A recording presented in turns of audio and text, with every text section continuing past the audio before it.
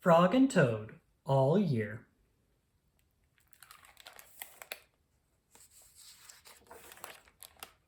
Frog and Toad all year by Arnold Lobel.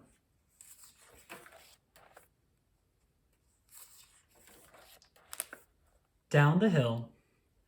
Frog knocked at Toad's door. "Toad, wake up," he cried. "Come out and see how wonderful the winter is." "I will not," said Toad. "I am in my warm bed."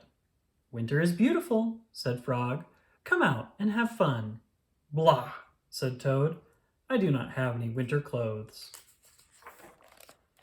Frog came into the house. "I have brought you some things to wear," he said. Frog pushed a coat down over the top of Toad. Frog pulled snow pants up over the bottom of Toad. He put a hat and a scarf on Toad's head. "Help!" cried Toad. "My best friend is trying to kill me." "I am only getting you ready for winter," said Frog. Frog and Toad went outside. They tramped through the snow. "We will ride down this big hill on my sled," said Frog. "Not me," said Toad. "Do not be afraid," said Frog. "I will be with you on the sled. It will be a fine, fast ride." "Toad, you sit in front. I will sit right behind you."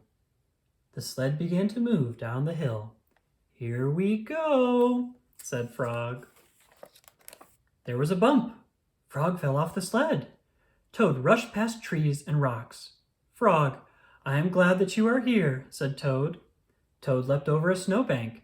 "I could not steer the sled without you, Frog," he said. "You are right. Winter is fun." A crow flew nearby. "Hello, Crow," shouted Toad. "Look at Frog and me. We can ride a sled better than anybody in the world." "But Toad," said the crow, "you are alone on the sled." Toad looked around. He saw that Frog was not there. "I am all alone," screamed Toad. Bang! The sled hit a tree. Thud! The sled hit a rock. Plop! The sled dived into the snow. Frog came running down the hill. He pulled Toad out of the snow. "I saw everything," said Frog. "You did very well by yourself." "I did not," said Toad, "but there is one thing that I can do all by myself." "What is that?" asked Frog. "I can go home," said Toad. "Winter may be beautiful, but bed is much better." The corner. Frog and Toad were caught in the rain. They ran to Frog's house. "I am all wet," said Toad. "The day is spoiled." "Have some tea and cake," said Frog. "The rain will stop. If you stand near the stove, your clothes will soon be dry." "I will tell you a story while we are waiting," said Frog. "Oh, good," said Toad. "When I was small, not much bigger than a pollywog," said Frog, "my father said to me, 'Son, this is a cold gray day, but spring is just around the corner.' I wanted spring to come. I went out to find that corner. I walked down a path in the woods until I came to a corner. I went around the corner to see if spring was on the other side." "And was it?" asked Toad. "No," said Frog. "There was only a pine tree, 3 pebbles, and some dry grass." "I walked in the meadow. Soon I came to another corner. I went around the corner to see if spring was there." "Did you find it?" asked Toad. "No," said Frog. "There was only an old worm asleep on a tree stump." "I walked along the river until I came to another corner. I went around the corner to look for spring." "Was it there?" asked Toad. "No," said Frog. "There was only some wet mud and a lizard who was chasing his tail." "You must have been tired," said Toad. "I was tired," said Frog, "and it started to rain." "I went back home. When I got there," said Frog, "I found another corner. It was the corner of my house." "Did you go around it?" asked Toad. "I went around that corner too," said Frog. "What did you see?" asked Toad. "I saw the sun coming out," said Frog. "I saw birds sitting and singing in a tree. I saw my mother and father working in their garden. I saw flowers in the garden." "You found it!" cried Toad. "Yes," said Frog. "I was very happy. I had found the corner that spring was just around." "Look, Frog," said Toad. "You were right. The rain has stopped." Frog and Toad hurried outside. They ran around the corner of Frog's house to make sure that spring had come again.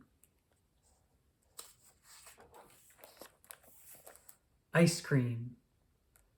One hot summer day, Frog and Toad sat by the pond. "I wish we had some sweet, cold ice cream," said Frog. "What a good idea," said Toad. "Wait right here, Frog. I will be back soon." Toad went to the store.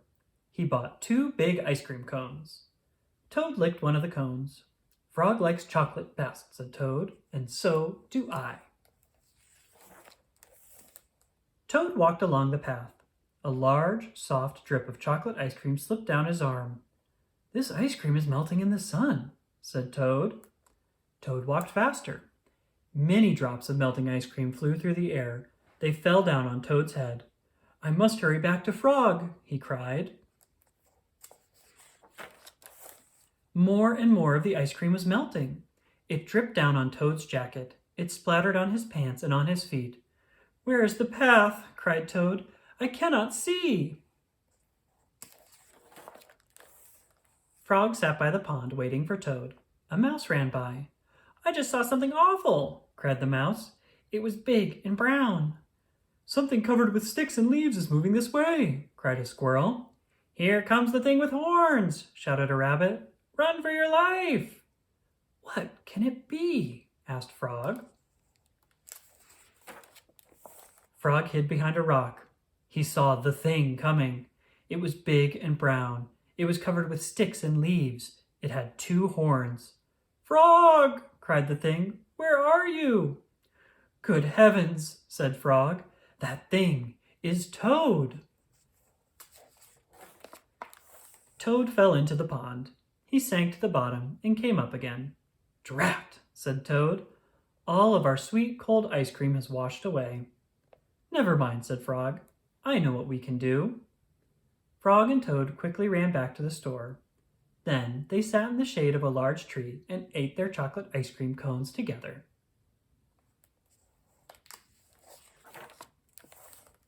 The surprise. It was October. The leaves had fallen off the trees. They were lying on the ground. "I will go to Toad's house," said Frog. "I will rake all of the leaves that have fallen on his lawn. Toad will be surprised." Frog took a rake out of the garden shed.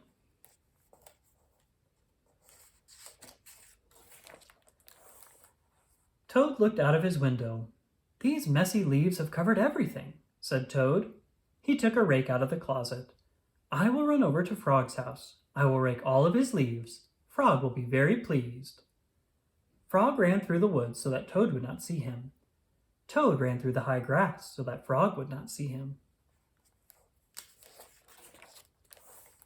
Frog came to Toad's house. He looked in the window. "Good," said Frog. "Toad is out. He will never know who raked his leaves." Toad got to Frog's house. He looked in the window. "Good," said Toad. "Frog is not home. He will never guess who raked his leaves." Frog worked hard. He raked the leaves into a pile. Soon Toad's lawn was clean. Frog picked up his rake and started home. Toad pushed and pulled on the rake. He raked the leaves into a pile. Soon there was not a single leaf in Frog's front yard. Toad took his rake and started home. A wind came. It blew across the land. The pile of leaves that Frog had raked for Toad blew everywhere. The pile of leaves that Toad had raked for Frog blew everywhere. When Frog got home, he said, "Tomorrow I will clean up the leaves that are all over my own lawn." How surprised Toad must be. When Toad got home, he said, "Tomorrow I will get to work and rake all of my own leaves." How surprised Frog must be. That night, Frog and Toad were both happy when they each turned out the light and went to bed.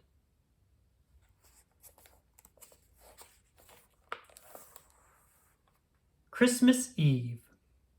On Christmas Eve, Toad cooked a big dinner. He decorated the tree. "Frog is late," said Toad. Toad looked at his clock. He remembered it was broken. The hands of the clock did not move. Toad opened the front door. He looked out into the night. Frog was not there. "I am worried," said Toad. "What if something terrible has happened?" said Toad. "What if Frog has fallen into a deep hole and cannot get out? I will never see him again." Toad opened the door once more. Frog was not on the path. "What if Frog is lost in the woods?" said Toad. "What if he is cold and wet and hungry?"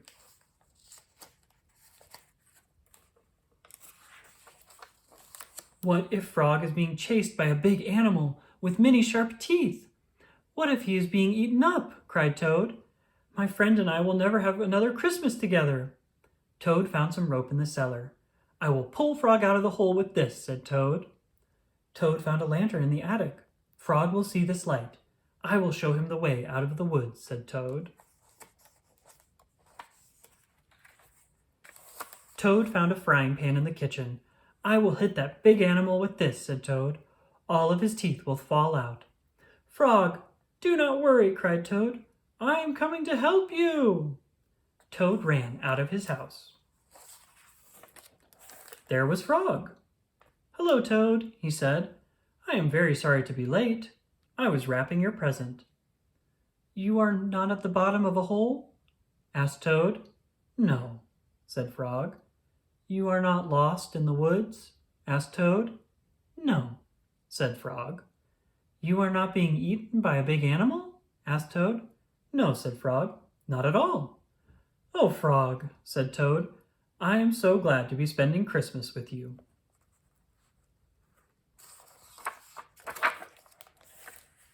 Toad opened his present from Frog. It was a beautiful new clock. The two friends sat by the fire. The hands of the clock moved to show the hours of a merry Christmas Eve. The end.